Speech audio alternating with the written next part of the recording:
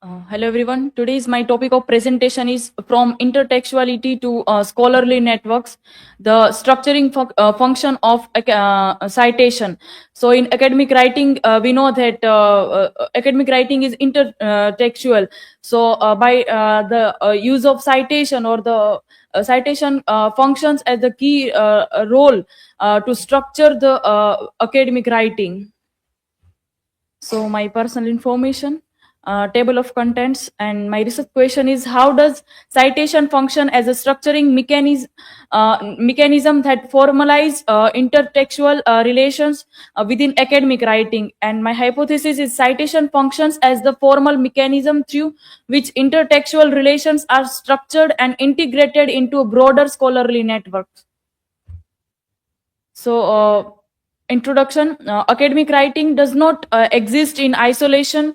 Every research text emerges within a continuum of prior ideas, arguments, and intellectual tradition. While texts are inherently rational, scholarships cannot rely on fluid connections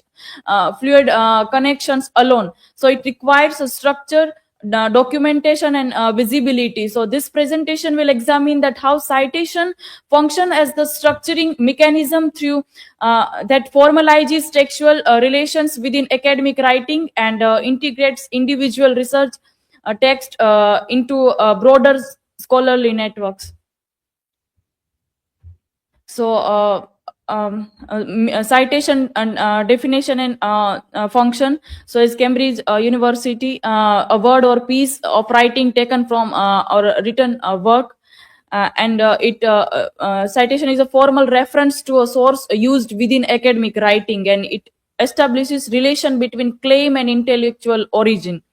And in historical function, it emerged as the scholarly practice to ensure traceability and accountability in research in academic writing. And documentation system developed to standardize scholarly communication. So here, three pillars of academic citation according to the Purdue all University. Parenthetical, numerical, and note based.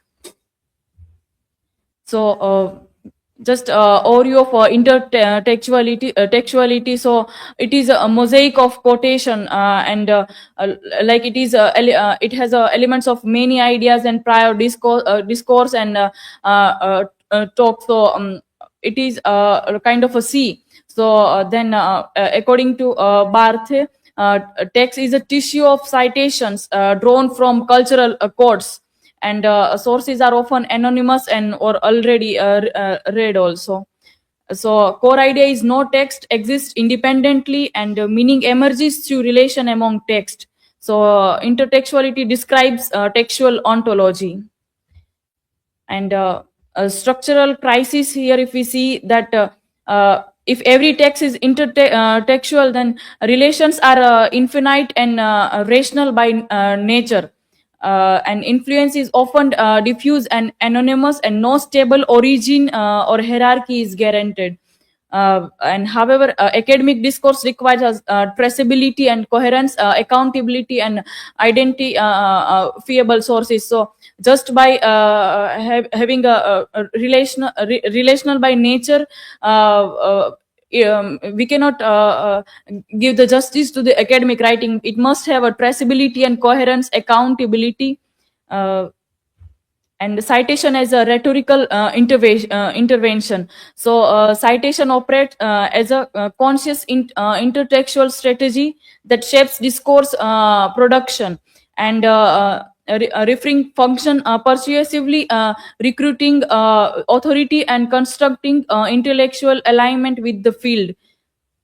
So basically it connect the idea in coherent way, and its accountability. So intertextuality is ontology, logical, and it describes the condition of a textual being. And citation is institutional. It governs how those relations become visible and authoritative. It gives authoritative voice into the academic writing. So from individual link to system, like from one citation is one stabilized relation, and repetition creates a pattern, and patterns from a cluster of within a field, and those all cluster generate a visible disciplinary structure. So citation allows the text to enter the participate in the existing scholarly conversation, embedding it within a cumulative system of knowledge. So then citation as a network and structural architecture of discipline. So citation networks makes the structural organization of scientific discipline empirically visible. It gives a coherent and scientific voice. Citations accumulate the knowledge of knowledge becomes measurable, authority becomes traceable, and disciplines requires a structural coherence. So this is the key role of citation. So individual referrals scale into systemic intellectual architecture. Then the key function of MLA as the architecture of formalization. So the MLA as a handbook also establishes documentation as the standard practice required to ensure coherence and bibliographic stability. Like parenthetical citations operates as a live structural anchor which links the textual claims to retrieval sources. It connects or it gives the meaning. It works as a cited list, functions as the structured network map, and allowing knowledge to remain traceable across a time. It gives the accountable or a good academic writing for the future also. Then architecture of knowledge, a three-stage model. If we see here, then first comes this latent intertextuality, the mosaic, or the concept of Julia Kristeva, that the universal sea of infinite, like it has many kind of ideas and prior discourse, but then comes the second stage, formal citation, which where fluid influence is stabilized, like all the ideas is connected in one place, and then scholarly it becomes the map or scholarly network, which is a structure disciplinary architecture. So like citation act as the structural hinge that connects the nature of text ontology to organized system of the university, like institutional knowledge. Then the politics of structure, a critical reflection. If we see the problem visibility, like citation structure knowledge, it also act as a filter also. Then sometimes it has bias also, like it may cites the overcited author also. And within network, authority often emerges through frequency and repetition, as said. And like a map, citation network highlights the some paths, and some it may ignores other also.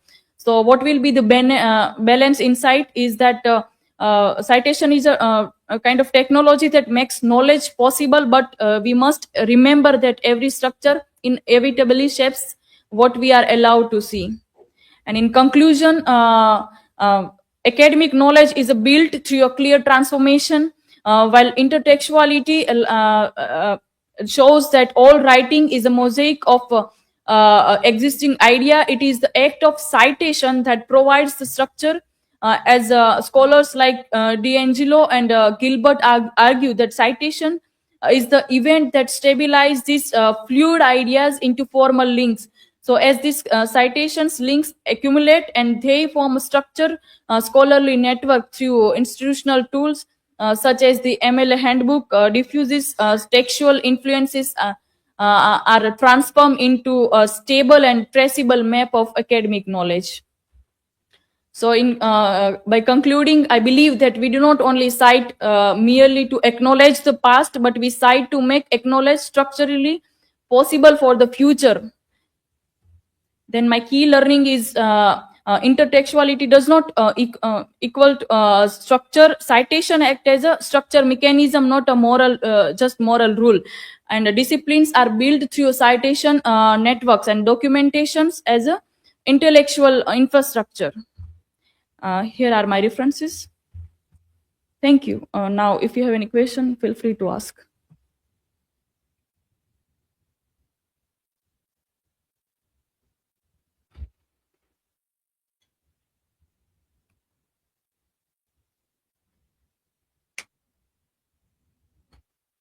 My question is, if intertextuality already explain the rational nature of the text, why it is the citation still necessary in the academic writing? Intertextuality is already explained in a rational nature of text, as also discussed earlier, that we have many ideas in academic writing, many prior discourse, but citation is the tool which creates them in coherent way, in a scientific way, even for the accurate for the future use also. So that there comes the function of citation.